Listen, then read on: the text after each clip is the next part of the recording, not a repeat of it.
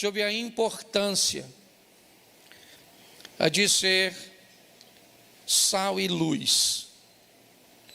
São duas coisas que estabelecem um referencial, que atrai para si a atenção. Ok? A Bíblia diz que todo aquele que acende uma lâmpada não a esconde embaixo da cama. A proposta da lâmpada é ser colocado num ponto bem visível, até porque para que se aproveite o máximo possível da luz daquela lâmpada. O sal é a mesma coisa. Ele é aquele que cumpre seu papel sem a necessidade de chamar a atenção.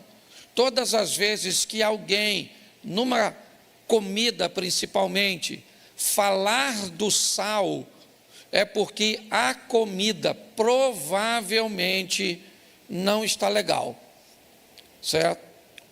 Se alguém falar do sal, é porque ou tem sal demais, ou tem sal de menos. Dificilmente alguém vai falar, nossa, o sal está na medida certa. Então a proposta de Deus é criar seus servos, porque as duas comparações são para nós: sal da terra, luz do mundo, é que nós nos tornemos uma referência para outras pessoas. A Bíblia diz que nós somos embaixadores dos céus aqui na terra, ou seja, alguém que não pertence àquela nação, mas que vai para uma base daquela nação em outra nação, certo? Você vai no centro do Rio de Janeiro, ali próximo a Presidente Antônio Carlos, há algumas embaixadas, dentre elas a dos Estados Unidos. Aquele ali é um território, é considerado um território americano dentro do território brasileiro.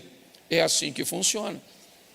Nós recebemos informações bíblicas de que somos embaixadores de Deus, ou seja, a nossa casa, a nossa vida deve ser uma extensão do céu na terra. Por isso, a oração do Pai Nosso ensinada por Jesus, ele não disse, eu vou para o teu reino, ele disse, que venha o teu reino, certo? Por isso, Jesus ensinou a mulher samaritana, ora vem, que nem nesses montes e nem em Jerusalém adorareis o Pai. O que Jesus estava dizendo é, onde estiver um adorador, aquele lugar vira um ambiente de adoração. A minha proposta hoje é mostrar como pastor local, como pastor itinerante, certo? Normalmente a função de ensinar o que eu vou ensinar aqui hoje é uma função do pastor local e não do itinerante, certo? O itinerante normalmente leva uma palavra que tem por propósito alcançar vidas, promover salvação. Mas um pastor local, ele precisa estar pronto a preparar as ovelhas, as pessoas, para lidarem com qualquer tipo de situação, seja ela favorável ou não, agradável ou não. Precisamos estar preparados para tudo. Então, o tema da minha mensagem hoje é dois mundos. Quanto mais rápido nós entendermos isso, quanto mais rápido nós diferenciarmos isso, mais fácil a nossa vida pode se tornar. Então eu quero que você olhe para a sua vida e para você como você é pertencente de dois mundos. Vou te dar os textos primeiro e depois eu vou falar. É importante você entender desde já que quando você está vivo nesse corpo físico, os dois mundos se conectam. ok? Então, enquanto você estiver vivo, tá certo? Você é pertencente aos dois mundos. A parte física, e nós vamos ver isso, e a parte espiritual. Depois que você morre, ok? Aí você não pertence mais a dois mundos. Você perde a conexão com o mundo físico, ou seja, enquanto você está vivo, você está conectado nos dois mundos. Depois que você morre, você está conectado a um só. Entender isso talvez possa te ajudar a lidar com algumas situações, e vamos aos textos para que eu possa afirmar isso para você. Gênesis, preste atenção, deixa eu te fazer uma pergunta. Imaginemos que você tem um filho. E vamos imaginar que você vai escrever um livro a respeito da vida que esse filho pode ter. Esse livro, então, tem 66 capítulos. Você deseja que seu filho seja abençoado, que ele seja próspero. Me diga, por favor, para não correr o risco de seu filho não conseguir ler o livro todo, talvez ele fique desanimado, talvez ele vá alegar que não entenda as escrituras que você escreveu. Se você quisesse garantir o sucesso desse seu filho, você colocaria essa informação em qual capítulo, ou em qual capítulo desse livro? Qual capítulo? Você colocaria no primeiro. Se pudesse, então, ser mais assertivo, em qual página do primeiro capítulo você colocaria essas informações que você considera importante para que seu filho tenha uma vida legal? Em qual página? Pois é isso que Deus fez.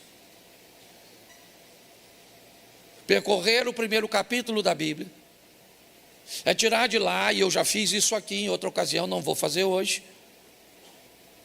Tirar os ensinamentos que, se forem colocados na ordem correta e aplicá-los, não tem como sua vida ser um desastre, ser um caos. Não tem, é impossível, tá certo? É só para você entender como Deus cuida de nós, o carinho e o cuidado, tá certo? Algumas pessoas até não gostam da frase, o Senhor vai te abençoar. Tem gente que, se você disser isso para ele, ele já vai te rebater. Deus não vai me abençoar, ele já me abençoou. Isso é uma verdade, tá certo? Talvez não precisaria ser dita com tanto radicalismo, mas preste atenção no que eu vou te mostrar hoje e julgue entre mim e a minha palavra, entre o que você quer viver e o que você vive. Se você não está disposto a mudanças para viver o que quer, pelo menos seja forte o suficiente para se adaptar ao que está vivendo. Tá certo? É uma decisão que você tem. Eu não consigo mudar. Então tá bom, pare de reclamar, se adapte a essa dor, a essa escassez, a essa dificuldade, a esses problemas e vive esse estilo de vida. É um desejo, vamos dizer assim, é uma escolha sua. Desejo não, é uma escolha. Mas vamos lá ao texto, porque eu tenho 5 textos para mostrar a você. Gênesis 1:1, está aí a aplicação dos dois mundos, abrindo a Bíblia Sagrada. No princípio criou Deus os céus e a terra. Aqui nós fomos e estamos expostos aos dois mundos, a eternidade nos céus, ok? A eternidade, que ela é mais subjetiva, ela é mais tímida na manifestação, tá certo? Por exemplo, quando eu subo aqui para falar, Quando eu faço alguma coisa, eu canto, eu toco, quando eu apareço na execução de alguma coisa e eu recebo do que eu fiz os resultados, certo? Eu sou admirado por aquilo que eu faço, porque eu sou visto. Deixa eu te dizer uma coisa, eu já recebi boa parte do pagamento pelo que eu fiz. A Bíblia diz que há um galardão do outro lado. E não se espante se hoje você vê alguém que prega, que canta, que faz aqui, e um dia, quando virarmos essa página para o outro mundo, você vê alguém que estava sentado aí, que nunca pegou nesse microfone, com um galardão maior do que o que subiu aqui. Pastor, mas como pode ser isso se essa pessoa não fez quase nada? Ela pode até aparentemente não ter feito quase nada, mas ela não recebeu reconhecimento nenhum. E quem não recebe nada aqui, pode ter certeza que vai receber lá, porque Deus é justo. Então eu já estou tentando te avisar, certo? Que às vezes é legal fazer sem aparecer. Tá bom? Para depois não dar confusão. Eu sei que no céu não vai gerar isso, não é isso que eu estou dizendo, tá certo? Mas eu só estou te explicando como funciona. Então os dois mundos, terra e céu, ok? Os dois são importantíssimos, não podemos negligenciar nenhum nem outro. A Bíblia é bem clara, o céu vem primeiro e sempre vai ser assim, porque a Bíblia quer dizer que esse é o mundo mais importante, porque ele é eterno, tá certo? Mas isso não menospreza o segundo mundo, o mundo terreno, certo? O mundo material. Então, aqui nós somos expostos como filhos a entender, existem dois mundos, um passageiro e transitório. Salmo 90, verso 10, ao homem está determinado viver, certo? E o prazo de vida é curto, ok? Você vai para Hebreus capítulo 9, verso 27, ao homem está determinado morrer apenas uma vez, vindo depois da morte o juízo. É assim que funciona. Então você está exposto a esses dois mundos, o material e o espiritual. Aí Marcos, no capítulo 8, no verso de número 36, vai dizer alguma coisa muito importante para nós adicionarmos a esse entendimento. Marcos, capítulo 8, verso 36, por favor. Depois nós vamos ao 6:33, tá bom? Vamos lá? Pois que aproveitaria ao homem ganhar todo o mundo e perder a sua alma. Aqui está falando dos dois mundos também. O que adianta alguém ter carro, casa, dinheiro, ter um bom casamento, que ia bem seus filhos, ter saúde, ter imóveis, ter bens, ser um empresário? O que adianta essa pessoa ir muito bem no mundo material, no mundo terreno, e ter problemas com o mundo espiritual, que é eterno? Novamente a Bíblia está me alertando. Isso não significa que eu não posso ter todas essas coisas. Eu já vou te mostrar. Mas o que a Bíblia está dizendo, respeitem a ordem dos mundos. Aprenda a lidar com isso. Tá certo? Não adianta nada alguém, tá certo? Ganhar o mundo inteiro, ser bem sucedido neste mundo e perder a sua alma. Pastor, mas então é melhor você ganhar a alma e perder o mundo? Também não concordo com você, não. Eu acho que dá para ir para o equilíbrio. Dá para ganhar o mundo, para ser bem sucedido, dá para viver uma vida decente, digna, favorável e sem a necessidade de perder o mundo. Eu não gosto de ir para essa extremidade, não. Eu só me preocupo com o mundo material porque as coisas vão ficar assim. Aqui, o ensino bíblico não é esse. Não é assim que funciona. Você vai pegar os patriarcas no Velho Testamento, ok? Você vai ver todos eles vivendo um ambiente equilibrado. Tá certo? O que você pode talvez querer olhar é para os mártires do Novo Testamento, e aí você não vai encontrar gente que vive muito, mas para a época todos eles eram considerados, ou a grande maioria, bem-sucedido. Na época de Pedro, ser dono de um barco e ter uma pequena cooperativa de pesca, já fazia esse cara alguém que estava muito à frente dos outros. Você vai ver a postura do apóstolo Paulo, você vai ver a própria profissão e a postura do Mateus, que era cobrador de impostos. Você vê que todos eles tinham uma estrutura legal, tá certo? Então é importante criar esse equilíbrio. Então a Bíblia diz que eu tenho que ter o cuidado, certo? Para não me preocupar demais com o primeiro mundo, ok? Que é esse mundo físico, material que estamos inseridos, e perder a alma. Mateus 6,33, eu acho que eu tinha falado Marcos, mas é Mateus 6,33, depois Lucas 12. Mateus 6,33. Só voltar um. Está no 34. Volta para mim para o 33. Isso.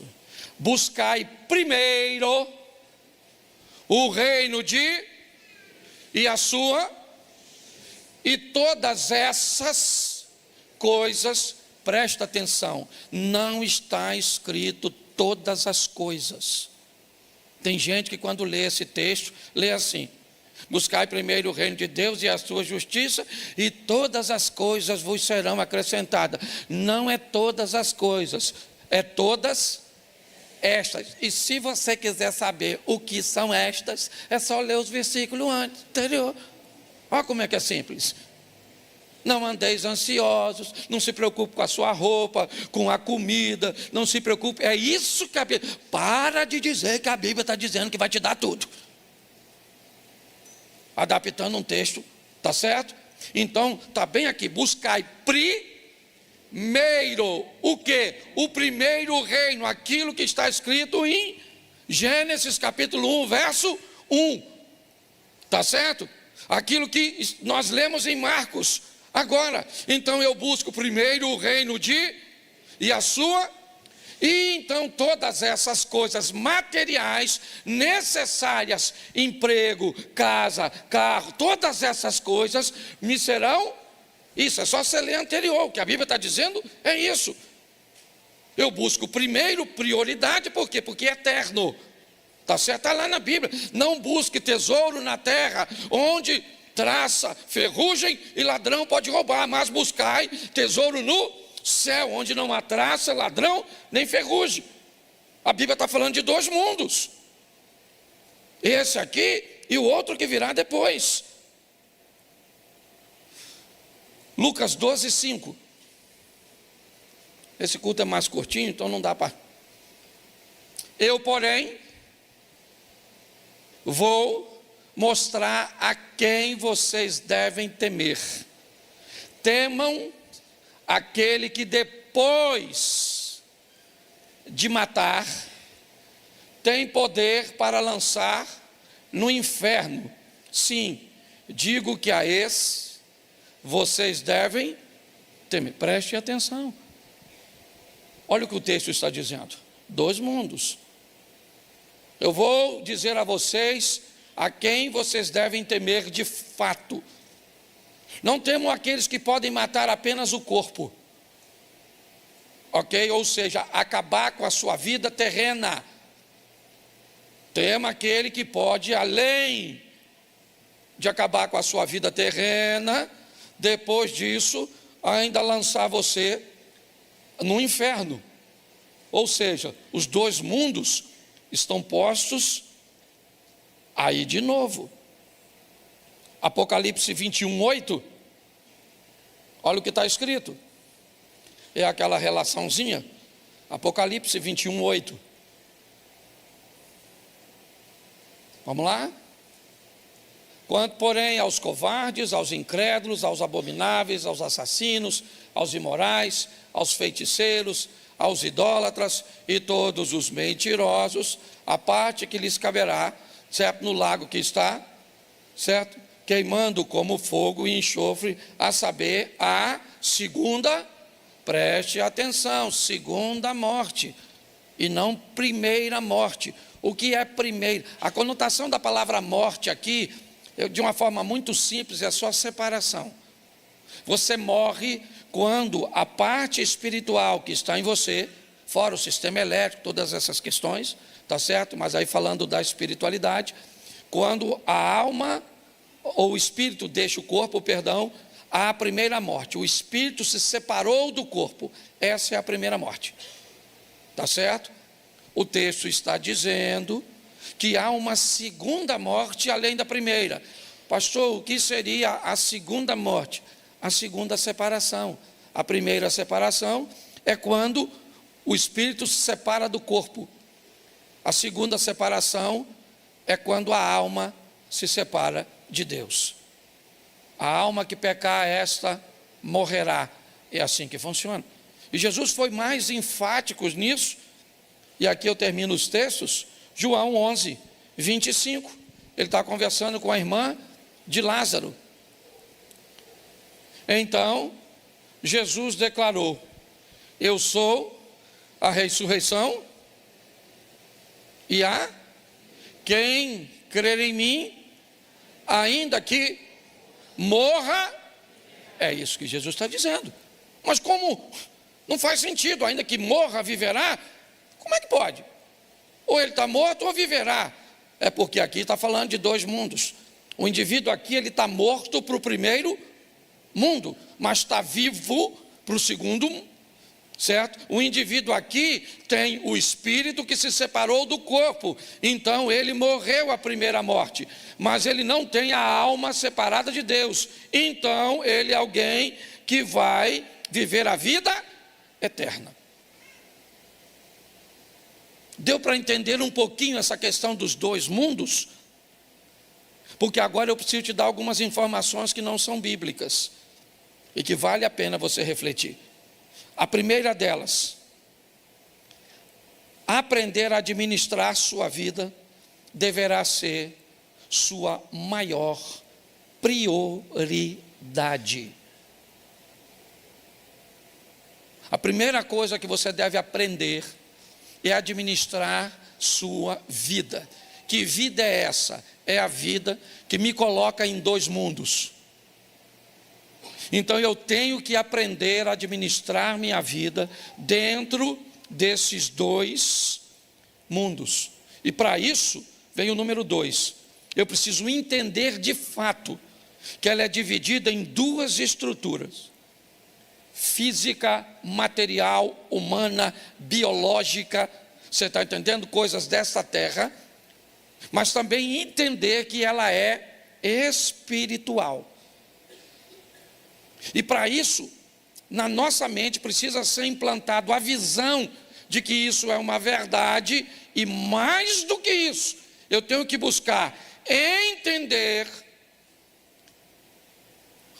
separar e, o mais importante, administrar.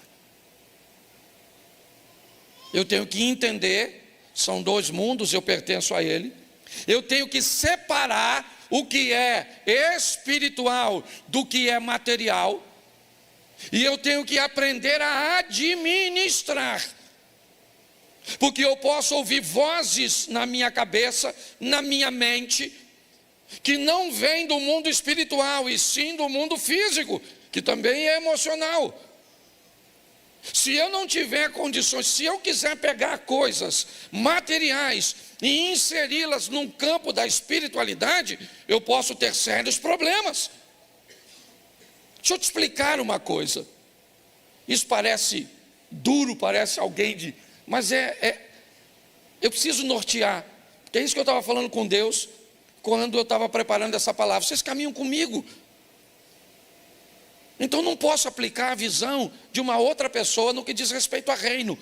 Deixa eu te falar, na minha cabeça, fé não paga a conta. Fé não compra as coisas. Você está entendendo? Comprar as coisas por fé, para mim é irresponsabilidade, a não ser se Deus orientou você. Não pode. Deus orientou você? Então tá bom. Pastor, eu comprei um carro pela fé porque Deus falou. Pode ter certeza, seu carro nunca vai ficar com uma prestação atrasada. Seu carro nunca vai ir para a busca e apreensão. Agora, se em algum momento ele for, você pode ter certeza, não foi Deus que falou com você. Porque Deus não é irresponsável.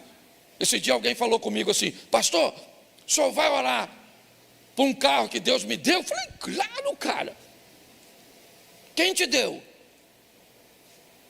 Foi Deus. Eu falei: não, isso eu sei, você já falou. Eu quero saber quem Deus usou para te dar. Ele falou: não, mas não foi assim não. Eu comprei. Eu falei: não, peraí. Você sabe o que é algo dado? Dado é dado. Eu tenho um carro ali fora que está coberto, um vermelho, que eu estava reclamando no bom sentido. Certo? Eu estava lá no Tuninho, no bairro Amazonas, jantando, e eu perguntei a ele: Tuninho, ele é um cara muito bem sucedido, tu já ganhou carro? Que eu estava com uma encrenca, que pastor Gerson, de Petrópolis, ganha um carro atrás do outro. Eu nunca ganhei carro. Eu falei: tu já ganhou carro, Tuninho? O Tuninho falou: nunca ganhei não. Eu falei: eu também nunca ganhei. Esses caras ganham carro, fica contando ainda na igreja que ganha carro, só me deixa com raiva. Será que eu estou em pecado? Por isso que eu não ganho carro? Não estou reclamando não, que eu tinha dinheiro para comprar o carro, mas eu também, falar que ganha seria legal. Peguei meu carro, ele falou que não tinha ganho, e eu também não ganhei, peguei meu carro e saí. Quando eu saí do Mendanha, que eu peguei a Avenida Brasil, o cara me manda a foto de um carro. E aí, pastor, olha que carro legal. Eu olhei, um Fusca, um Zé do Caixão, vermelhinho, bonito, um troço, Fusquinha guarda-porta. Falei: nossa, que Fusca bonito. Ele falou: o senhor sabe quanto custa? Eu falei: rapaz, esse carro não tem mais preço, ele só tem valor. O preço dele é baixo. O valor vai de quem aprecia. Aí eu falei: mas nem me mostra. Porque se eu chegar com mais um carro antigo em casa, minha mulher me põe para fora. Gente, entre esse emaranhado todo, não deu uma hora. Aí ele me manda uma mensagem com a foto do carro. O carro é seu, pastor. Manda buscar. Então aquele carro vermelho que está ali, eu ganhei. O resto eu. Então comprar e ganhar é diferente, crente. Se você vai pagar, você não ganhou, você comprou. Entendeu? Não suba aqui para dizer que Deus te deu algo que Ele não te deu. Ele te deu condições de. Até quem vai orar precisa saber o que aconteceu. Senhor, muito obrigado por o Senhor ter dado isso ao teu filho. Não, pastor, eu comprei, agora estou bem empregado, está sobrando um dinheirinho, tem um negocinho para receber, e está tudo certinho, a prestação está dentro do meu orçamento, então o senhor ora para eu não ficar desempregado nesse período, para pagar tudo certinho. Aí, ok? Então as pessoas precisam ter o cuidado para não misturar as coisas, administrar as duas vidas. Misturar as duas vidas pode ser desastroso, exaustivo e pior, pode prejudicar a sua fé. Pode prejudicar a sua fé. Se você não sabe diferenciar o que é espiritual, certo? Porque é material, porque é humano, você pode ter sérios problemas para vivenciar isso. E qual é um dos grandes desafios? É que a vida terrena, a vida neste mundo, ela está totalmente integrada a um outro ser humano. Talvez esse seja o grande desafio. A vida neste mundo, preste atenção, a coisa mais importante neste mundo, para Deus, são pessoas e não são coisas. A maior lição que nós precisamos aprender desses dois mundos é que no mundo físico tem muita coisa importante, significativa, sim, mas a coisa mais importante é o ser humano, o que nós hoje se não prestarmos atenção, não estamos nos preocupando. Estamos perdendo o interesse, certo? E aí vamos precisar ter um amor incondicional. Não interessa, meu irmão. O cara é um mendigo, ele é um milionário, ele é hétero, ele é homo, ele é branco, ele é preto. Não interessa. Você está entendendo? Ele é bom, ele é ruim, certo? Nós temos que ter um amor pelo outro de forma incondicional. Mas aprenda, por favor, misturar amor ao próximo com proximidade com o próximo também pode ser um grande problema.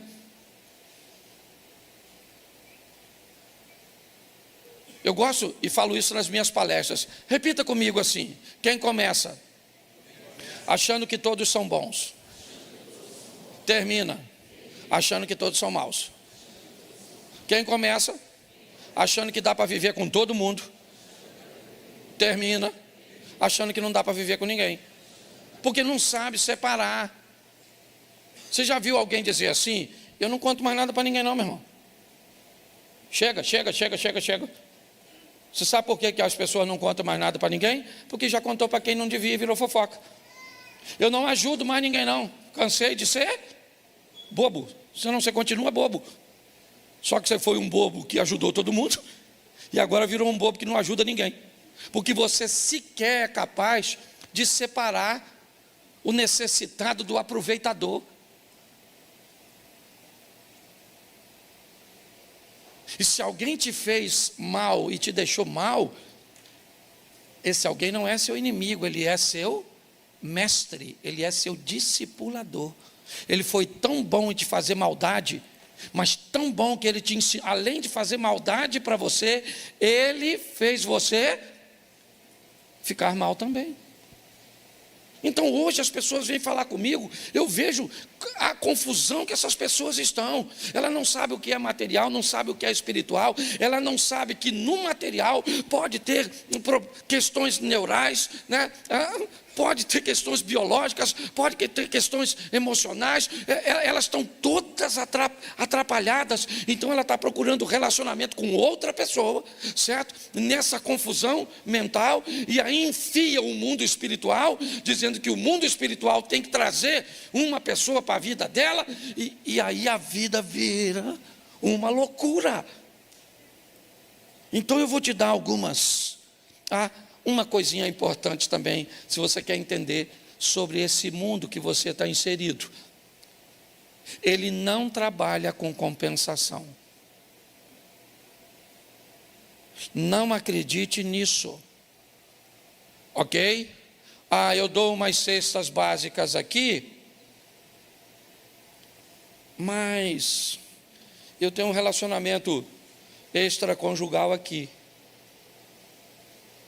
Eu faço bem aqui e faço mal ali. A Bíblia diz que de uma mesma fonte não jorra dois tipos de água. De uma mesma árvore não se dá dois tipos de fruto. É assim que funciona.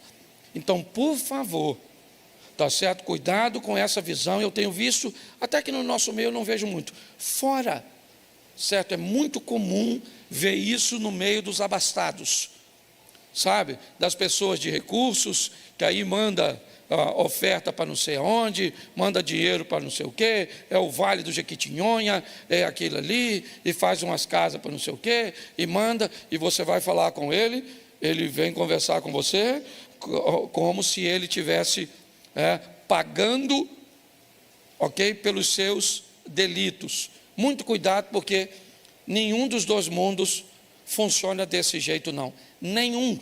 Nem o físico funciona assim. A maioria dos físicos, quando você faz muito por alguém, tá certo? Ele também não é capaz de reconhecer. Então, pastor, como é que eu faço para lidar com os dois mundos? Eu te mostro aqui. Quer ir bem no mundo espiritual? Conheça a Bíblia. E conheça a verdadeira Bíblia. Pastor, tem Bíblia falsa? Não, não tem Bíblia falsa. Tem interpretações que fogem da verdade. Mas pastor, como é que eu me afastaria disso? É muito simples. Lendo você mesmo. Quando você deixa os outros lerem por você, você vê um escândalo daquele, na época, eu não lembro o repórter que foi, entrevistando um senhor que leu adúltera, e leu adultera no lugar de adúltero, certo? E isso fez com que ele pegasse a mulher do membro.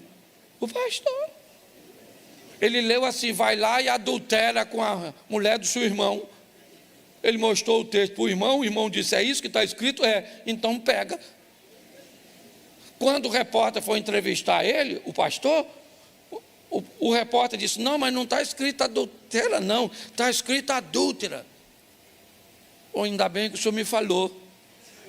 Mas já tinha pego, a casa já caiu. Sabe qual é o problema? O problema é que a maioria das pessoas fica com a leitura dos outros. Aí está assim de gente na internet, ensinando tudo de qualquer jeito. Tá certo? Aí a sua vida está toda bagunçada, porque você fica escutando aqui, escutando ali, escutando lá. É um problema sério. Então você quer ir bem na sua vida espiritual? Conhecimento bíblico. Segunda coisa para a vida espiritual, oração.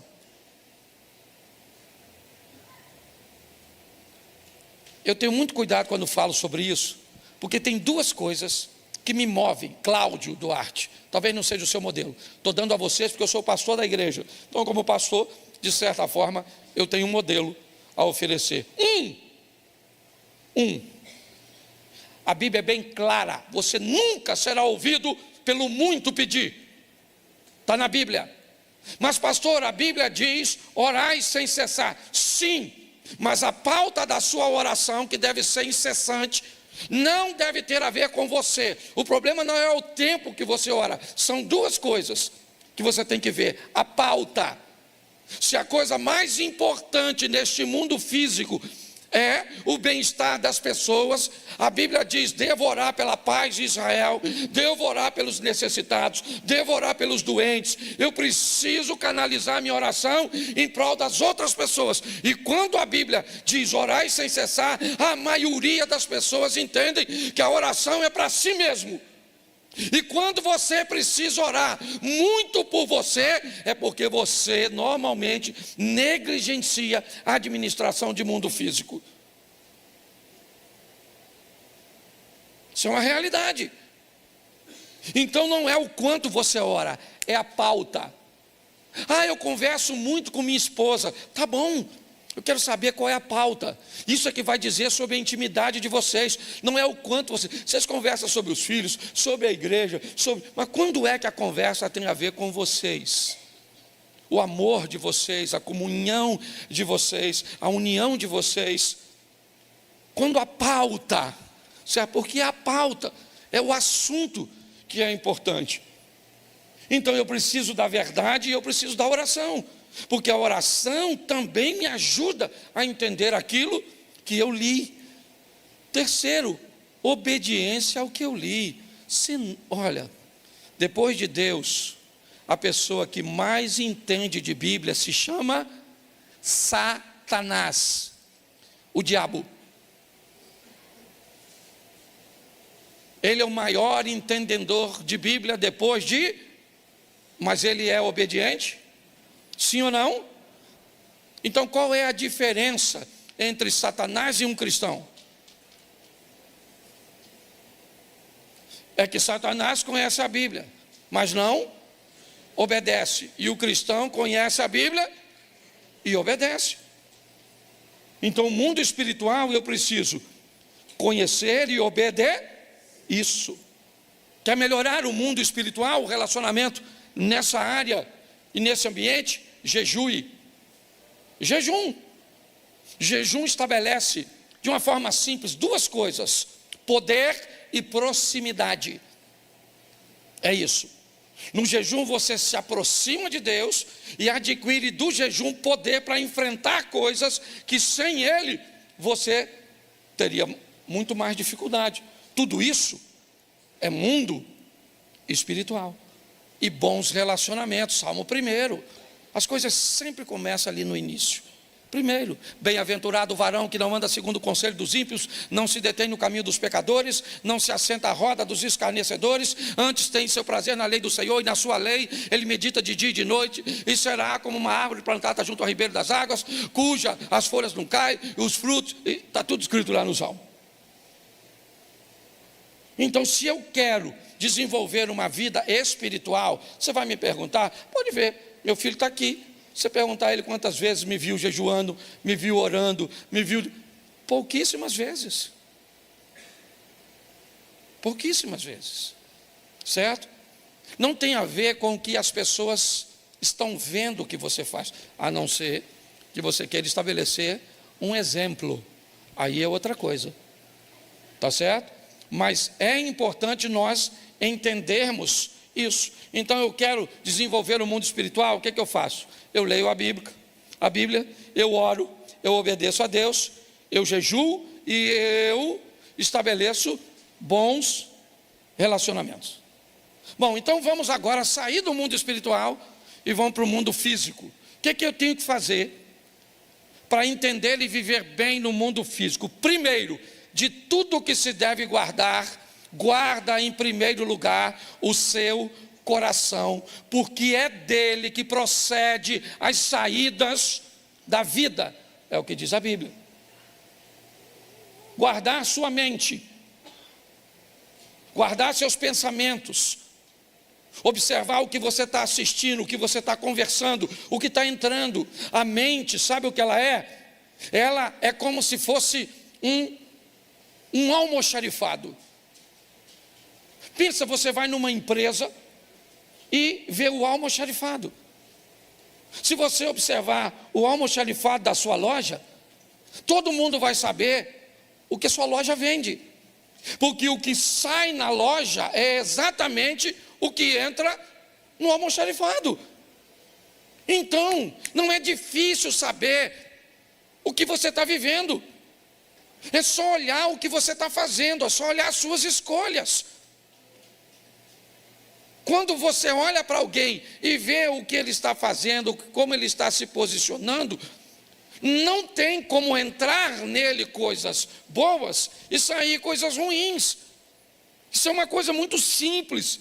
Por isso que eu estou dizendo, não tem que espiritualizar. Isso aqui não. Guarda o seu coração, porque está nele, ou é dele que procede as saídas da vida. Segundo, aprenda, está na Bíblia, o dinheiro por tudo responde. Aprenda a administrar dinheiro, aprenda a lidar com ele, ou você vai ter problemas para o resto da sua vida, uma vida apertada, uma vida regrada, uma vida desafiadora, porque a Bíblia diz, o dinheiro por tudo responde. Aí o que você quer fazer? Negligencia a administração, o dinheiro, e vamos para a oração, para pedir a Deus para abrir porta. Então está desconectado esse negócio. Eu não estou dizendo que você não deve orar por isso, ok? Eu estou dizendo é que precisa haver uma conexão, tá certo? Terceiro, volta para cá também no mundo físico, bons relacionamentos. Assim como o mundo espiritual requer de você, certo? O mundo físico, você vai precisar estabelecer bons relacionamentos, escolhas. O ano vai virando, o que você faz no final do ano? Quantas pessoas no final desse ano vão sair da sua vida? Vão sair da sua intimidade? Vão deixar de ser próximas? E vão deixar lugares para próximas pessoas? Uma das coisas mais abençoadas numa floresta, sabe o que é? O sol. Entra numa floresta e você pode ver uma árvore bem fininha e ela está toda tortinha assim, ó. O galinho vai para lá, às vezes ela está desse tamanhozinho, já foi 3 ou 4 voltas. Sabe o que ela está tentando? pegar o sol que entra pela clareira, onde ele tiver, o calor tiver, ela vai tentando, entra e você vai ver o tamanho das árvores grandes e a dificuldade das árvores pequenas de sobressair. Sabe o que elas estão esperando? A queda de uma árvore grande, porque todas as vezes que uma árvore grande cai numa floresta, sabe o que ela abre? Uma clareira. E todas as vezes que uma clareira é aberta, sabe o que acontece? O sol passa a alcançar árvores que nunca receberam o sol, e aí agora elas começam a crescer. A vida é do mesmo jeito, mas seu ciclo nunca muda, e provavelmente sua história também não. Mundo físico se muda com trabalho. Não dê lugar à preguiça. Quanto mais você trabalhar, pastor, eu trabalho demais. Tá bom. Tem bons relacionamentos? Não. Administra bem dinheiro? Não. Guarda o coração para ter saídas para a vida? Não. Então provavelmente você deve estar bastante cansado e com resultados bem ruins. Isso deve estar te cansando, está exaustivo. Lembra quando eu disse lá em cima? Ok? Isso vai te dar exaustão, cansaço e pode até prejudicar a sua fé. E no mundo físico, acredite na biologia. Acredite no sistema neural. Acredite. Pare de achar que tudo é do mundo espiritual. Cuide. Hoje a viagem que eu fiz até chegar no aeroporto, foi com um cientista, ele estava indo para Copenhague, Dinamarca, é isso? É isso? Ele estava indo para Copenhague, ok? Por uma conferência onde ele ia palestrar, e nós viemos 2 horas conversando. E eu vi a importância de entendermos isso, o que somos nesse corpo aqui. Quanto mais rápido nós entendermos isso, irmãos, mais fácil vai ficar. Ah, pastor, mas Jesus disse: no mundo tereis aflições. Ele disse, mas ele também disse: eu vim para que tenham e a tenham em. Então decide o que você quer ficar. Você quer isolar um texto e viver ele? Eu vou respeitar. Só que, goste você ou não, existem 2 mundos. Você está inserido nele, ok? Então, aprenda a administrar, ou aprender a administrar a sua vida deve ser sua prioridade. Entender que ela funciona em 2 estruturas vai ser para você algo libertador. Mais do que entender isso, implantar uma visão na nossa mente, buscar entender, separar e administrar. Se você mistura os 2 mundos, não sabe o que é espiritual, não sabe o que é físico, não entende o que ouve, não entende o que fala, se atrapalha quando compra, se atrapalha na escolha de pessoas, e aí inevitavelmente isso vai ser desastroso, exaustivo, e é só uma questão de tempo até a sua fé ser abalada. Essa é a verdade. Conheça a Bíblia, ore, obedeça, jejue e ande com boas pessoas. Isso vai fortalecer você para o mundo espiritual. Guarde seu coração, aprenda a administrar dinheiro, tenha bons relacionamentos, trabalhe e acredite que às vezes você vai precisar de um ansiolítico, às vezes você vai precisar de um profissional da área da saúde emocional, às vezes você vai precisar de um psiquiatra, certo? Porque por não acreditar nessas coisas, até hoje, na igreja, não só na igreja, mas na maioria dos lugares, se você falar, eu estou indo no psiquiatra, alguém vai falar, fulano está doido. Só para você entender como funciona. Está na hora de melhorarmos a nossa vida. Isso. não depende de Deus, depende de nós. Um ano de surpresas, pois essa é a nossa tônica de 2022, e eu quero começar hoje falando de um texto bem surpreendente. É verdade, situações que tinham tudo para não estar acontecendo. Me parece que um ambiente de surpresas é o que nós vemos nesse texto, e é essa a reflexão que eu quero fazer com você. Abra sua Bíblia, por favor, no Evangelho de Marcos, no capítulo de número 5, a partir do verso 21, e nós vamos ver um texto muito conhecido. Eu quero ver com vocês 23 versículos. Eu vou ler bastante, vou falar pouquinho. Vamos acompanhar nessa tradução aqui.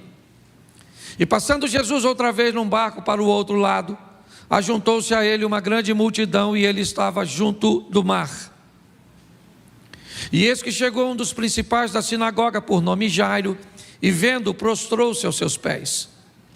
E rogava-lhe muito, dizendo: minha filhinha está moribunda, rogo-te que venhas e lhe impõe as mãos para que sare e viva. E foi com ele, e seguia uma grande multidão que o apertava. E certa mulher que havia 12 anos tinha um fluxo de sangue, e que havia padecido com muitos médicos, e despendido tudo quanto tinha, e nada lhe aproveitando isso, antes indo a pior, ouvindo falar de Jesus, veio por detrás, entre a multidão, e tocou na sua vestimenta. Porque dizia: se tão somente tocar nas suas vestes, sararei. E logo se lhe secou a fonte do seu sangue, e sentiu no seu corpo estar curada daquele mal. E logo Jesus, conhecendo que a virtude de si mesmo saíra, voltou-se para a multidão e disse: quem tocou nas minhas vestes? E disseram-lhe os seus discípulos: vês que a multidão te aperta, e dizes: quem me tocou? E olhava em redor para ver a que isso fizera. Então a mulher, que sabia o que lhe tinha acontecido, temendo e tremendo, aproximou-se e prostrou-se diante dele e disse-lhe toda a verdade. E ele lhe disse: filha, a tua fé te salvou, vá em paz e ser curada do teu mal, ou deste teu mal. Estando ele ainda falando, chegaram alguns dos principais, dos principal da sinagoga, a quem disseram: a tua filha está morta, para que enfada mais o mestre? Jesus, tendo ouvido essas palavras, disse ao principal da sinagoga: não temas, crê somente.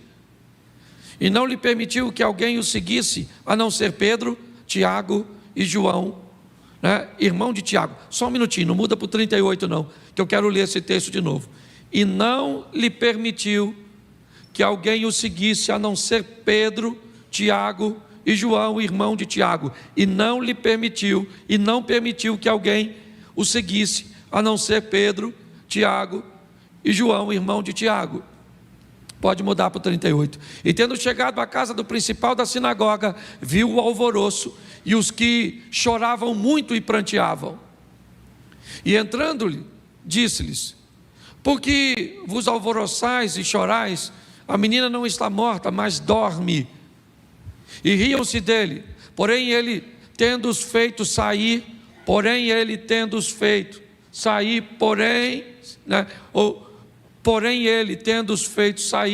tomou consigo o pai e a mãe da menina e os que com ele estavam, e entrou onde a menina estava deitada. E tomando a mão da menina, disse-lhe: Talita cumi, que traduzido é: menina, a ti te digo, levanta-te.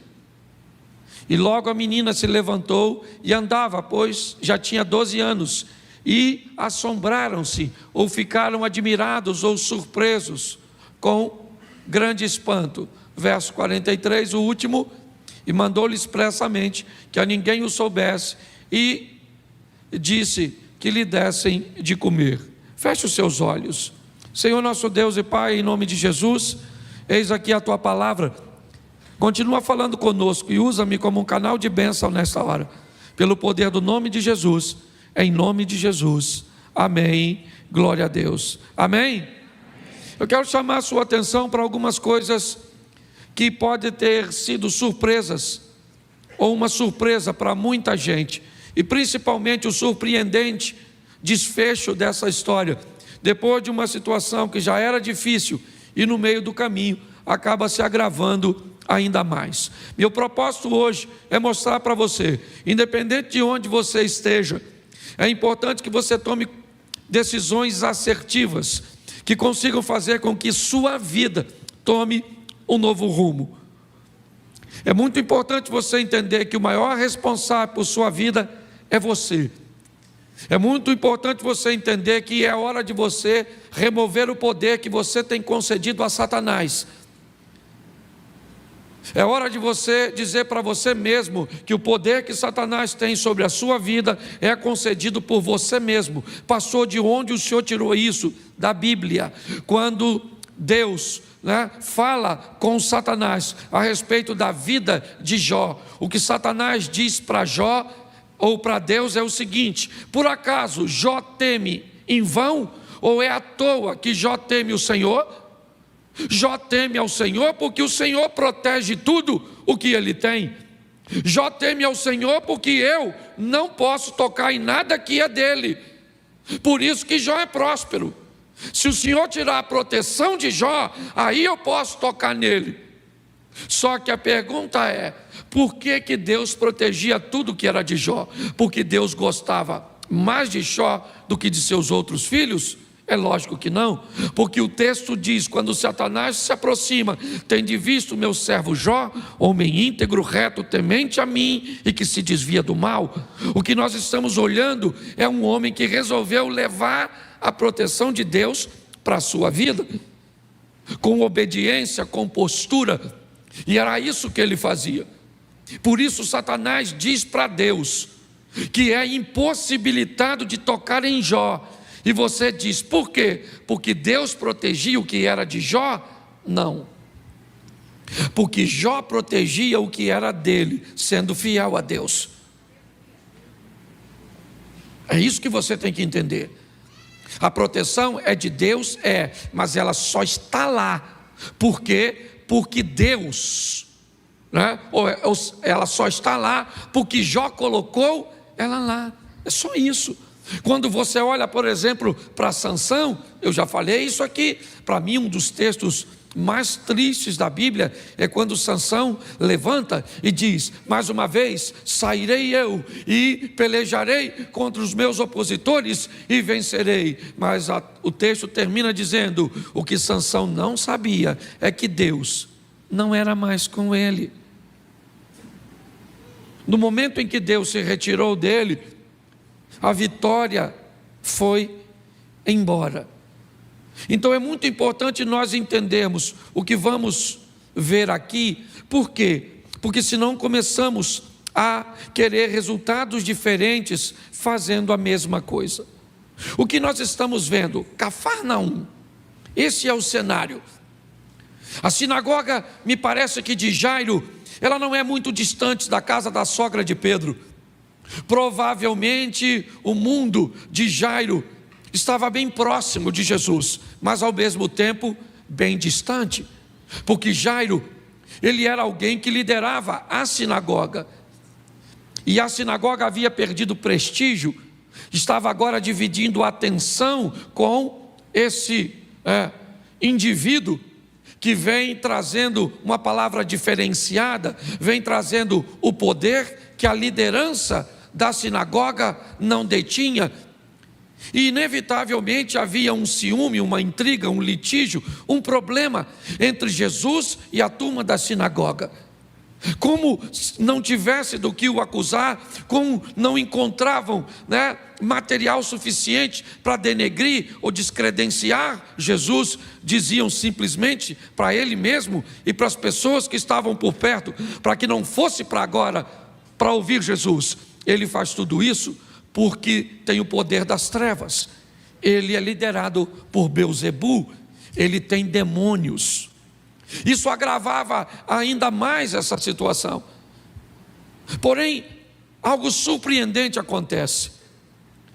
Jairo, o chefe da sinagoga, o homem que lidera tudo isso, Ao mesmo tempo que está perto, tão perto de Jesus fisicamente, em Cafarnaum, ele está muito longe de Jesus espiritualmente.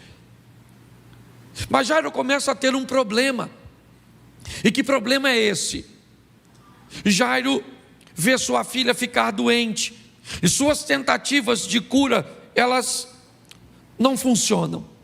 Jairo então, todas as vezes que olha para aquela menina, ela não está bem, ela está piorando, o quadro dela está se agravando, há indício de que a sua filha vai morrer. É isso que Jairo está olhando.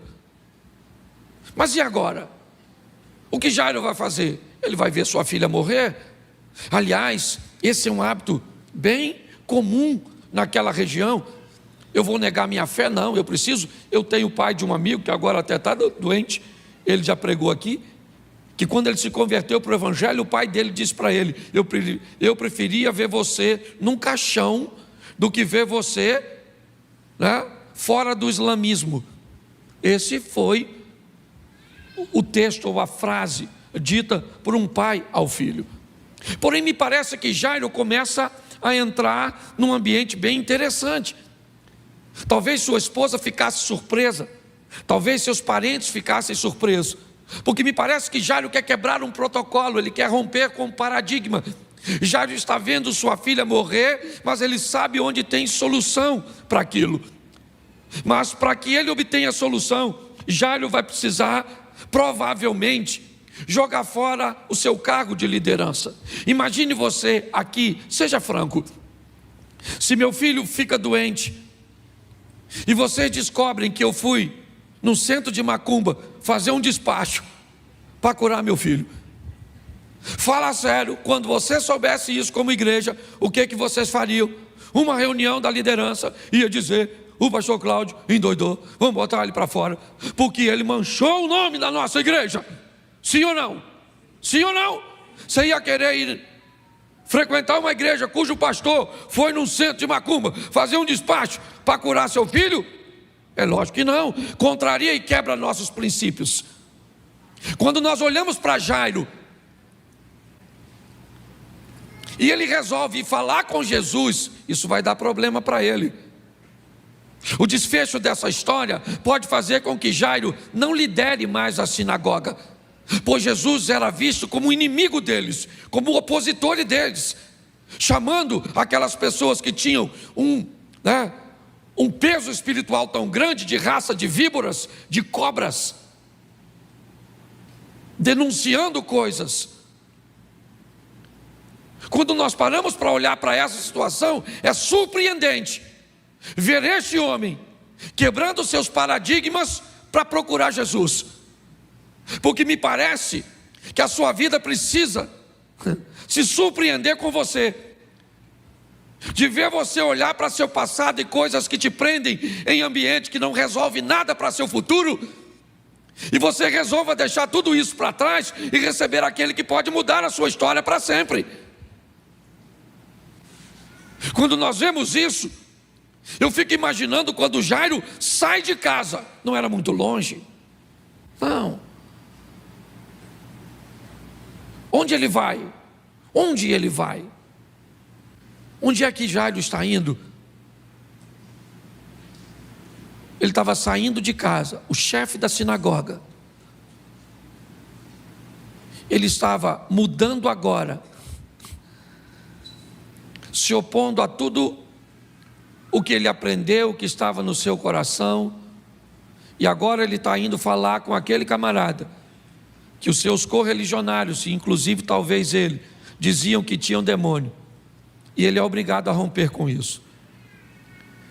Muitos de nós, irmãos, não estamos caminhando ainda, ou trilhando um caminho da vitória, certamente porque temos dificuldade de romper com algumas coisas que nos prendem com muita força ao passado.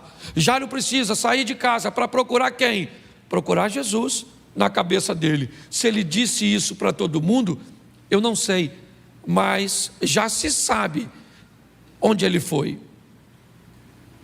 Me parece que ele não saiu escondidinho, porque quando a menina dele morre, e você já vai ver isso mais à frente, o que acontece? As pessoas vão até ele, o que indica que ele me parece ter coragem, a coragem que Nicodemos não teve no capítulo 3, pois Nicodemos foi encontrar com Jesus de noite, mas Jairo não pode esperar escurecer. Jairo vai imediatamente, porque tem coisas na sua vida que pode esperar, mas tem decisões na sua vida que tem que começar agora, já. É assim que funciona. Talvez você, para tomar essas decisões, vai ter que vencer o medo. É verdade. Jairo sai para procurar Jesus. Por quê? Porque para Jairo há uma prioridade. Agora, o que é? A vida de sua filha. Mas é meu cargo. Mas é... Não, é a vida. É a minha prioridade. É José olhando para Jesus e dizendo: Maria, minha carpintaria está em Nazaré, meus pedidos estão em Nazaré, meus negócios estão em Nazaré. E o anjo disse: você não pode ir para Nazaré, você tem que ir para o Egito, para fugir, senão vai matar o menino, porque agora a prioridade mudou, José.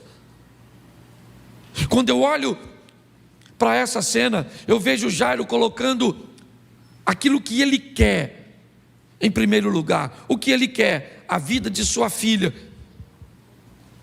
O que ele quer? A cura de sua filha. Então não interessa se vão deixá-lo, se vão parar de segui-lo, se ele vai perder o cargo da sinagoga. Ele sabe o que ele quer. Você sabe o que você quer? E você já estabeleceu o que você quer como prioridade para 2022. Está na hora de você surpreender, talvez a si mesmo, com uma decisão que você consiga levar adiante. É isso que Jairo está fazendo, rompendo com valores espirituais, quebrando barreiras. E agora ele está mostrando para mim e para você: eu vou lá falar com Jesus, eu vou, porque eu quero a minha menina curada. O que você quer? Não esqueça que essa menina aqui, ela traz a representação. Todas as vezes que a Bíblia fala de filhos, ela está falando de futuro, também de futuro. Então o que a Bíblia também está dizendo aqui: você é capaz de romper paradigmas e colocar princípios, e colocar um foco para dizer o que você quer alcançar amanhã, para o seu futuro? Jairo vai procurar Jesus, é verdade, e ele chega lá, todo mundo provavelmente está surpreso. Pedro morava pertinho, a sogra dele morava ali, não muito longe. O dia que você tiver a oportunidade de ir a Israel, você vai ver o ambiente, né? Não era tão distante. Eu imagino que Jairo talvez fosse alguém que Pedro conhecia, provavelmente. E agora quem é que está vindo lá? Rapaz, é o Jairo. O que o Jairo quer? O Jairo vem, dobra seu joelho na frente de Jesus, dobra seu joelho na frente de Jesus. Ok? Dá para dar um pulinho lá no livro do profeta Daniel? Lembra? Esses joelhinhos aqui nós só dobramos diante do Deus de Israel. Foi o que os 3 rapazes disseram para Nabucodonosor, o rei da Babilônia. Mas agora um judeu vai chegar perto de Jesus, vai dobrar seu joelho e vai dizer: Senhor, eu preciso que o Senhor vá na minha casa curar minha filha. É isso que ele está dizendo. O Senhor pode ir na minha casa curar minha filha? Eu preciso que o Senhor vá na minha casa. E você já vai ver o que Jesus vai pedir dele para ir na casa dele. Aparentemente parece que não vai pedir nada, mas eu vou te mostrar isso. Jairo está quebrando tantas coisas. E quando ele diz: Senhor, eu preciso que o Senhor vá na minha casa, porque eu estou com a minha menina morrendo, o meu futuro está morrendo e ninguém pode fazer nada por ele. O que está acontecendo com o seu casamento amanhã, se você não tomar uma decisão hoje? O que está acontecendo com a sua vida financeira amanhã, se você não tomar uma decisão hoje? O que vai estar acontecendo com a doença que você descobriu que tem amanhã, se você não tomar uma decisão hoje? O que vai acontecer com seu filho amanhã, se você não tomar uma decisão hoje? Olhe bem, quando nós vemos o que está acontecendo, é isso. Jesus olha para Jairo e diz: vamos para a sua casa. Se você quer que eu vá na sua casa, então eu vou com você para a sua casa. Se o que você precisa é de cura, Jairo, eu vou com você. Só que aí há uma pausa no texto. Tudo que eu narrei para você até agora só tem 4 versículos. E agora a Bíblia vai fazer uma pausa de 9, 10 versículos. Porque agora vai entrar a mulher do fluxo de sangue. Você pode perguntar por que é que a história dessa mulher entra? Porque Jesus está indo curar a filha de Jairo. E a mulher do fluxo de sangue entra exatamente para que Jairo consiga ver o que Jesus, ou seja, o que aquele cujo qual ele está levando para a sua casa é capaz de fazer. Versículo 25, mas uma mulher que tinha um fluxo de sangue há 12 anos, agora ela vai tocar em Jesus. Ela vem por detrás, ela toca em Jesus, ela fica curada. Jesus para, pergunta quem me tocou, e ela diz: fui eu estava há 12 anos, e Jairo está olhando tudo isso. Me parece que o que Jesus está dando é uma pílula de ânimo para esse cara, porque já já o negócio vai ficar difícil para o lado dele. Quando Jairo olha e a mulher disse: olha, eu estava doente, sangrando há 12 anos. Há um link entre a cura da mulher e sua filha. Qual é?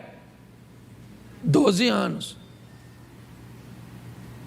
Há um problema, qual é? A cura da menina. E agora, se Jesus curou uma mulher de 12 anos, certamente ele vai chegar na minha casa e vai curar a minha. Eu imagino Jairo recebendo forças, hidratando-se, olhando, dizendo: agora vai, o negócio fica bom.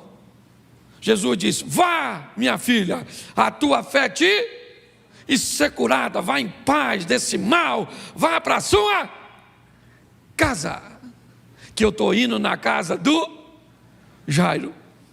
Só que no versículo 35 a chapa esquenta, porque às vezes você quer milagre e o troço piora. Está assim de gente, ó. Porque o propósito do Satanás é te desanimar e o propósito de Deus é te fortalecer. Depende de como você enxerga a oposição. Assim que a mulher vai embora, e eu fico imaginando, se acontecesse isso, se você fosse Jairo, como é que estaria seu coração agora? Pare e pense: vai dar certo, não vai? Pô, e curou essa mulher, vai arrebentar lá com a minha garotinha. Caraca, vai dar certo, vai dar. Vamos embora.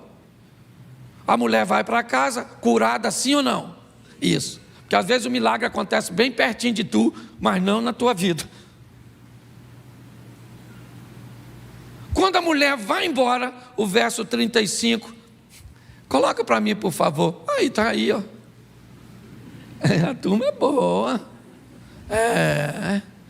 Estando ele ainda falando, chegaram alguns do principal da sinagoga, a quem disseram: a tua filha está? O negócio, quando começou, estava difícil. Agora ficou impossível. Agora deu ruim. Enquanto a mulher era curada, a menina morria. Olha só. A mulher foi curada e a menina morreu. Aí vem uma turma da casa de Jairo. Por isso que eu digo que provavelmente Jesus disse: eu vou procurar Jesus. E a turma chegou e disse: Jairo, a tua filha está morta. Então você não precisa mais procurar o mestre. Para que você está perturbando ele? O que acontece? Jesus acabou de dar. Você pensa, a menina teria morrido de qualquer jeito, porque não dava tempo. A menina não morreu porque Jesus parou, até porque indica que Jesus curou a mulher rapidinho. De qualquer maneira, a menina teria morrido, sim ou não? Mas se a história da mulher não fizesse parte da mente de Jairo, provavelmente ele teria levado uma pancada muito forte. Quando eles dizem, você não precisa mais incomodar, por que enfadas o mestre? Verso 36. Jesus, tendo ouvido essas palavras, que palavras? A mesma que Jairo ouviu. Que palavras foram ditas pela turma que vem da sinagoga, pela turma que vem da casa de Jairo? É essa: não incomode, já era, sua menina morreu, acabaram as possibilidades, já era, Jairo. Quando Jesus escuta essas palavras, certo? Ele diz a Jairo, o principal da sinagoga: não temas, crê somente. O que ele está dizendo? O que você viu acontecer na vida dessa mulher é o que vai acontecer na sua casa, porque você foi na beira do caminho, quebrou seus paradigmas e me convidou para ir na sua. Então eu estou indo para lá, Jairo. Eu estou indo para a sua casa. Só que quando Jairo diz que vai para, quando Jesus diz que vai para a casa de Jairo, a situação vai ficar um pouco complicada para Jairo, porque coloca o 37. E não permitiu que alguém o seguisse, a não ser Pedro, Tiago e João, irmão de Tiago. Jesus está indo para a casa de, está indo para a casa, me ajude aí, para a casa de, isso. Quem chamou Jesus para ir à casa de Jairo? Foi ele que chamou? Então agora a turma que vem com a palavra negativa diz: não me incomode mais o mestre. Assim que esse pessoal vem com essa palavra negativa, Jesus diz: eu vou para a casa de Jairo, mas vocês não vão. Jesus começa a remover da vida de Jairo gente de posicionamento negativo, gente que não consegue acreditar em milagre, que acha que tudo acabou. Eu não sei como é que está a sua situação, eu só preciso que você entenda quem é o Deus que você veio buscar ajuda. Porque o que Jesus disse, Jesus tinha direito de falar isso? Os caras eram da patota do Jairo. De repente Jesus disse para os caras que estavam: aí maluco, não vai, vaza. Quem vai? O Pedro, Tiago e o João. Por quê? Porque é gente que está acostumada a ver milagre, está acostumada a andar do meu lado, que sabe que eu ressuscito o morto, eu liberto gente doidão, aqui o bagulho é doido. Para você que veio nos visitar, linguagem carioca, tradução atualizada. Olha só, Jesus, por quê? Porque se Jairo chamou Jesus para ir para a vida dele, para a casa dele, para a família, entra na minha casa, entra na minha família, entra na minha vida. Jesus disse: eu vou entrar, eu vou começar a botar alguém para fora. Não vai dar para coexistir. Então ele não permite, diz: vocês não vão para a casa do Jairo comigo. Pronto, não permitiu, só permitiu que fosse quem? O Pedro, o Tiago e o João. Vamos lá, bota aí, eu gosto de botar aqui porque tem gente que não lê a Bíblia, aí já lê aqui. Pelo menos você pode falar: lê a Bíblia hoje? Li. Bota aí. Verso seguinte: e tendo chegado à casa do principal da sinagoga, ele viu um alvoroço e a turma, aí chegou. Quando Jesus chega, o que que tem? O caos. Por quê? Porque ninguém pode resolver o problema do... E a menina está morta. Ô gente, isso é maravilhoso, sabe? É muito importante você, às vezes, contar com alguém que chora com você. Mas entenda que essas pessoas não decidem seu futuro. Quem decide é Deus. Se você colocar isso na sua vida, provavelmente ela vai ficar mais fácil, mais doce. Quando nós olhamos esse texto, Jesus acaba de chegar na casa de Jairo. Quem? Jesus, Pedro, Tiago, João e Jairo. Foi quem chegou. Está todo mundo chorando, pranteando, alvoroço. Verso 39. E entrando, disse-lhes: Jesus agora entra na casa do Jairo. E quando ele entra na casa de Jairo, o que eles se deparam é com pessoas alvoroçadas, chorando, e ele diz: a menina não está morta, mas dorme. Agora Jesus está dentro da casa do Jairo, e ele diz para aquela turma que está lá: a menina não morreu, a menina está dormindo. 40. E riam-se dele. Porém, ele tendo os feito sair, ele está onde agora, Jesus? Dentro da a casa de quem? E quem é que está botando as pessoas para fora? Você consegue entender? Porque Jesus está dizendo: se você me chamou para entrar na sua vida, eu vou tirar a pessoa do teu caminho, eu vou tirar gente da tua casa. Porque eu entrei aqui para fazer o que ninguém pode fazer por você. Porque se você achar que essas pessoas fazem bem para você, então continue com elas. Se você acha que isso é o estilo de vida que você quer para você, então fique onde você está. Mas se você quer caminhar comigo, saiba que eu vou tirar gente dos seus negócios, eu vou tirar gente da sua vida, eu vou tirar gente da sua família, eu vou tirar gente do seu ministério, porque meu propósito é mudar a sua vida para sempre. Se é para entrar na sua casa, então tu não manda mais na tua casa. Quem manda é o chefe dos crentes. Jesus já chegou botando o terror. Se o pessoal falasse assim, ó: cara aí, quem chegou? Jesus. Aí alguém poderia dizer o quê? E agora é milagre. Agora você quer ver que essa garotinha vai viver? Mas quando Jesus falou: menina está dormindo, o pessoal está igual o médico do SUS. Nem examina, já dá o laudo. É brincadeira, tá vendo? Se tiver algum médico aqui. É brincadeirinha, só para descontrair. Mas o que eu quero dizer é que o que Jesus está dizendo, porque o problema não é eles rirem, o problema é que Jairo está ali.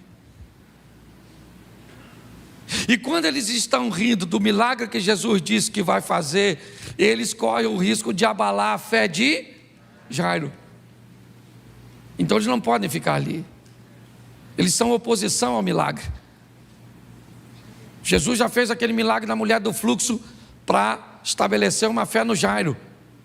E agora a turma do meio do caminho diz: não incomoda mais o mestre. Agora eles começam a rir do milagre que Jesus disse que vai fazer. Jesus falou: sai, sai, sai, sai.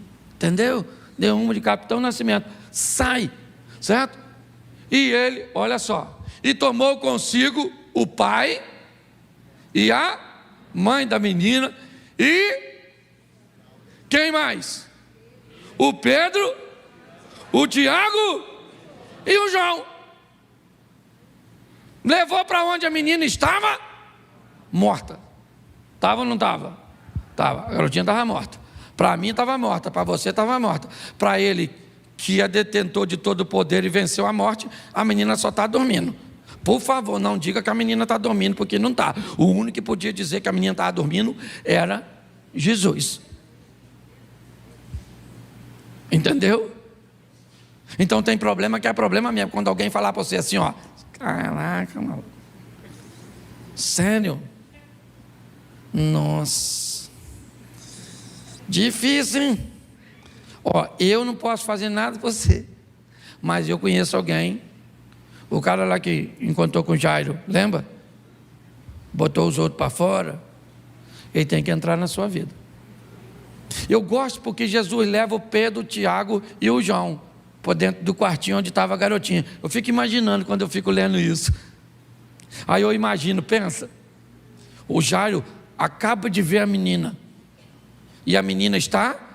Sim ou não? O Jairo olhou. O Jairo não é bobo, ele é chefe da sinagoga, é um cara esperto. Quando ele olhou, ele falou: caraca. Imagino eu, posso? Ô Pedro, está morta ou dormindo? Por que ele não levou Tomé? Por que Tomé não está lá dentro? Pensa o Jairo, Tomé, está morta. Morreu mesmo, Jairo.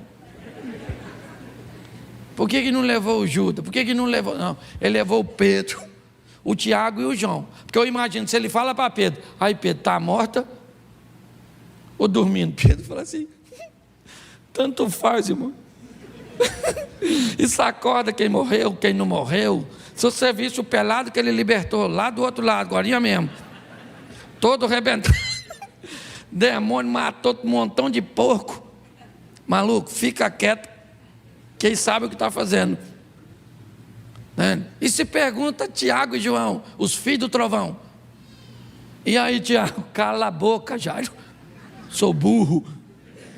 Ele não veio aqui, otário, porque eram duros a turminha, certo? E aí o Jairo está olhando para a menina e o restante do pessoal está tudo lá do lado de fora. Agora não tem oposição. Antes do milagre acontecer, Deus está querendo remover a oposição da sua vida. Você está entendendo? Pessoas que não devem estar lá, coisas que não devem estar lá. E, infelizmente, gente, se a gente ficar misturado com esse tipo de gente, não vai rolar. Não vai, Deus tem que tirar. Você quer melhorar seu casamento? Chegue para perto de gente que vive uma vida matrimonial legal. Mude. Quando nós olhamos para esse texto, o que nós vemos agora? A menina está morta? Sim ou não? Sim. E o pessoal está tudo lá fora. E eu fico imaginando Pedro olhando aquela cena com Tiago e João, ela perto da casa dele, e Pedro devia olhar e falar assim, cara, olha como é que nós oscilamos. Ele entra na casa do velho rico, Zaqueu, e aborda um jovem rico na rua que diz que não quer recebê-lo. Ele entra na casa de um homem rico, Zaqueu, em Jericó, Lucas 19, mas ele para dar atenção a um pobre cego, também em Jericó, chamado Bartimeu. Nós estávamos do outro lado, libertando um homem cheio de demônios. E agora estamos na casa do chefe da sinagoga, vendo o milagre acontecer. Eu imagino que os discípulos deviam se maravilhar com tudo aquilo que viviam, com todas as experiências que eles tinham. Mas agora, diante daquela situação, Jesus olha para a menina e diz, Talita, como menina, levanta. Levanta por quê, menina?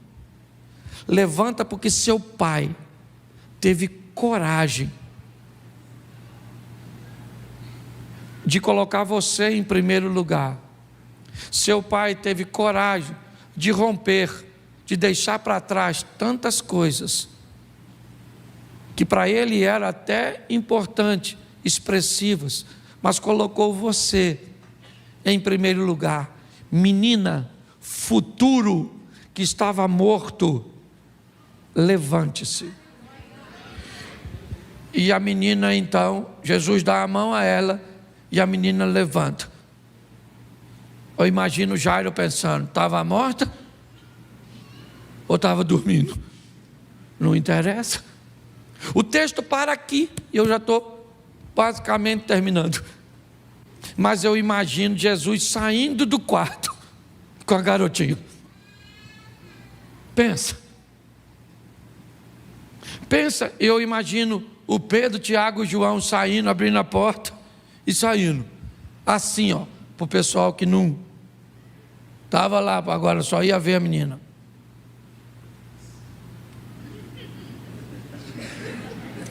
E logo atrás vem Jesus assim, ó.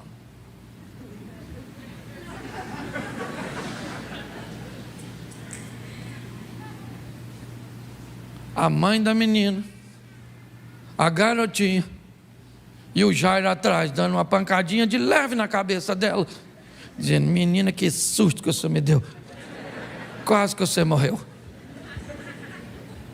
Pastor, o que você quer dizer para nós nesse primeiro culto do ano?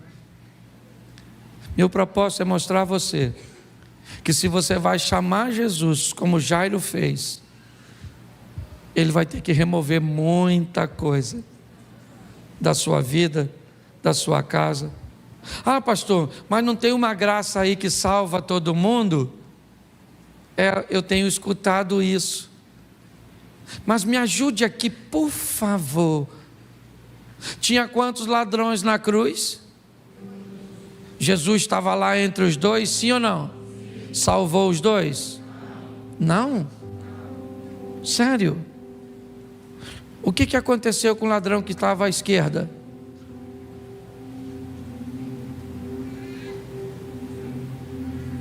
Hã? O que é que aconteceu com o ladrão? O que é que aconteceu que estava com o ladrão que estava à direita?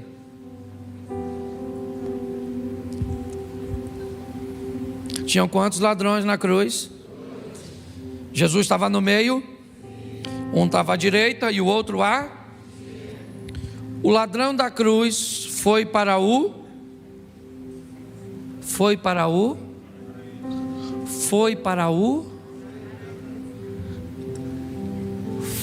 você sabe, mas está com medo de dizer. O ladrão da direita foi para ficar mais fácil, mais simplificado, falar assim, foi para o céu. Foi para o ladrão e o ladrão da esquerda foi para onde? É isso que eu quero saber. Não precisa que a igreja, porque a igreja tem até vergonha. Parece que dizer que alguém foi para o inferno, meu irmão, esse negócio é sério. Jesus podia salvar os dois, sim ou não? Mas salvou quantos? Por que não salvou o outro? Porque o outro não quis. É isso. Pare com essa historinha de que ele vai salvar todo mundo. Para com essa historinha que vai todo mundo para o céu. Para com essa historinha. Não vai. Por quê? Porque a Bíblia diz que não vai. Mas pastor, ele não pode salvar todo mundo. Pode, mas tem gente que não quer. Porque se Jesus entrar na vida dele, vai mandar ele tirar gente que ele não quer tirar. Vai tentar expulsar gente da casa dele que ele não quer que saia. Então pare de ficar desconfortável, porque é isso que o diabo quer. Que você acredite que todo mundo não é assim. 2 ofertas no Éden, quantas foram aceitas? Uma, e a outra rejeitada. No exemplo de Ruth e Orfa, quantas mulheres podiam ir para Belém para viver o extraordinário? 2. Quantas foram? Uma, e a outra não foi porque não quis. Por que você não vive o que você quer? Duro. Porque você não quer. Porque tirar coisas ou colocar coisas que você precisa pode ser muito difícil. Quando a menina vem viva, eu imagino que o riso mudou de lábios. Porque quem está rindo agora, sabe quem é? Pedro, Tiago, o João, o Jesus, o Jairo, a garotinha e a mãe e o restante. Ficaram surpresos. Mas surpreso por quê? Se é isso que ele costuma fazer onde entra. Surpreso porque se é isso que ele faz por onde passa. É isso. Surpreso por quê? Porque quando alguém chama ele, entra na minha vida, vamos para minha casa, vamos lá. Algumas coisas podem acontecer no caminho. Eu esperava que fosse mais rápido um pouco, mas ele parou para curar. Algo aconteceu. Mas por que é, pastor, que fica pior às vezes? Calma, ele está no controle de tudo. Eu imagino que muita gente saiu dali dizendo que a menina ressuscitou, sim ou não? Mas somente 5 pessoas puderam dizer: eu vi a menina ressuscitar. Hoje eu tenho aprendido que não dá para viver com a experiência dos outros. Nós vivemos um tempo tão desafiador que você precisa ter as suas. Não dá para contar a libertação do outro, a vitória do outro, a cura do outro. 2022, ele chegou. É o ano de Deus te surpreender. Mas é importante que pessoas também se surpreendam com você. É importante que você olhe para você e se surpreenda e diz: eu não achava que era capaz de fazer isso, eu não achava que eu era capaz de suportar isso. É seu vizinho olhar para você e: cara, eu estou surpreso com você. É sua esposa olhar para você e diz: poxa, você me surpreendeu agindo dessa forma. É seu marido olhar para você e dizer: olha, eu estou surpreso com você. É seu filho olhar e falar: pai, nossa, um ano de surpresas. Um ano onde você vai ver a boa mão de Deus agindo a seu favor. Pessoas vão olhar para a sua vida, vão olhar para seus negócios e dizem que vem aí um tempo de crise. E é isso que é maneiro. É Deus fazer você vencer num tempo onde os outros estão perdendo. E as pessoas olharem suas lavouras e verem lá secando e olharem a de Isaac produzindo. Dizem que deserto é lugar de transição, mas a Bíblia diz que Esaú cresceu, se fortaleceu e prosperou no deserto. Porque se Deus for contigo, o deserto tem que te fazer prosperar. Coloque isso no seu coração e saia daqui para viver o incrível. Só tem o seguinte: se for chamar Jesus como Jairo chamou, ele vai chegar tirando coisas, gente, certo? Que não deve estar na sua vida. Posso ouvir um amém?